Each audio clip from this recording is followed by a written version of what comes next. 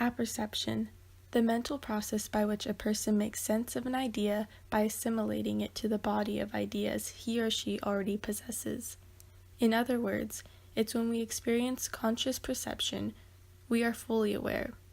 One of the first times in our lives when it happens is when we are too young to remember, at about 6 months old and defined by Jacques Lacan as the mirror stage. It is an identification of self, a moment where we establish the relationship between organism and reality, acknowledging that we are separate beings from our mothers. It is our first gesture of fantasizing. Every gesture we make is coded, a form of communication that Mary Wigman wanted to explore in dance.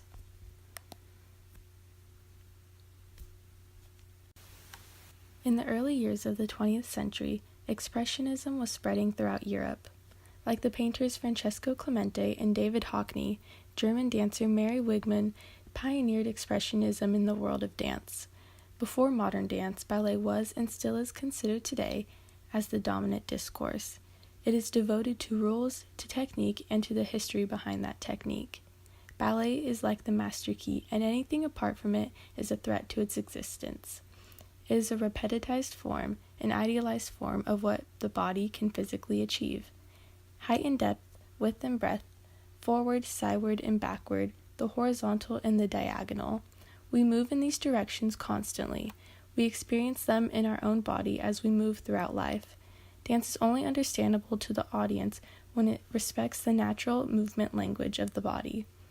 Ballet is the manipulated body. It is unnatural. The body is an interesting term in the world of dance. It holds such an influence that there is an entire branch of research on theories of the body. The dance's ability to express is exclusively bound to a human body's ability to move. The body is a crossroad between the biological and the cultural experience of our lives. It is expressive, symbolic, it carries rhetorical power. Choreography is its language. For Wigman, this choreography, this language, speaks directly of the common man and woman and their struggles and triumphs. It displays their innermost emotions and the basic need to communicate them. It is a revolt against biopower, against tradition. Lacan says that the moment the mirror stage ends, the whole of human knowledge is mediated by the other's desire.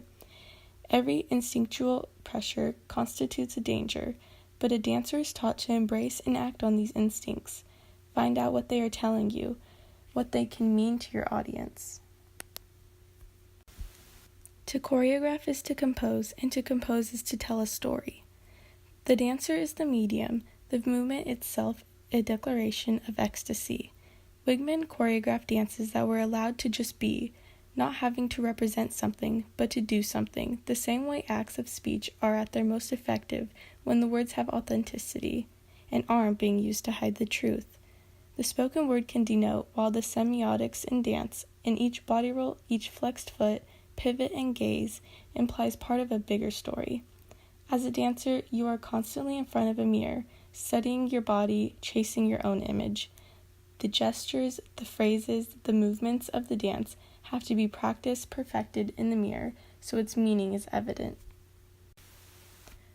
What Wigman created was what is called the absolute dance, an exploration between the body and its surrounding space. Time, strength, space. Without these things, dance cannot breathe, cannot live. The same is true for our identities.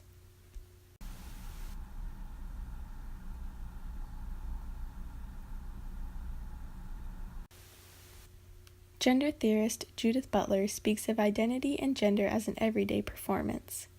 In a contemporary dance class, it is a common exercise for teachers to ask their students to perform their identity through dance. It's quite a daunting and intimidating task, one that seems like it would be mind-numbing to a lot of people, regardless if they were a dancer.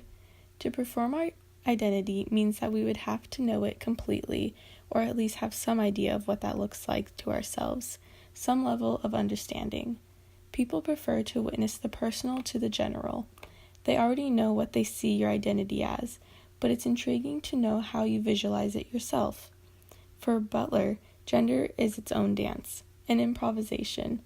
But that improvisation has constraints. What do these constraints look like? I imagine it would look like performing our identity in such a way that we do not entirely expose ourselves. We still act on impulse, but those impulses are guided by the societal norms that we are instilled with. The dance can stop being improvised over time and start to become a routine. Our life is full of routines, ones we consciously practice, maybe in our minds or maybe in front of the mirror, as well as the ones we do out of instinct, out of habit. It is a hyper-aware way of living, each decision reflective of our identity. It is coded. The relationship of an individual's identity in society mimics the one of dancers and audience. It is important to remember that fantasy is integral to the experience of one's own body. The fantasy of self does not end once you move on from the mirror stage. It is capable of communicating so much on a personal and cultural level. Performance is an act of existentialism, one that couldn't be affirmed unless there were the presets, constraints of what seems both natural and acceptable.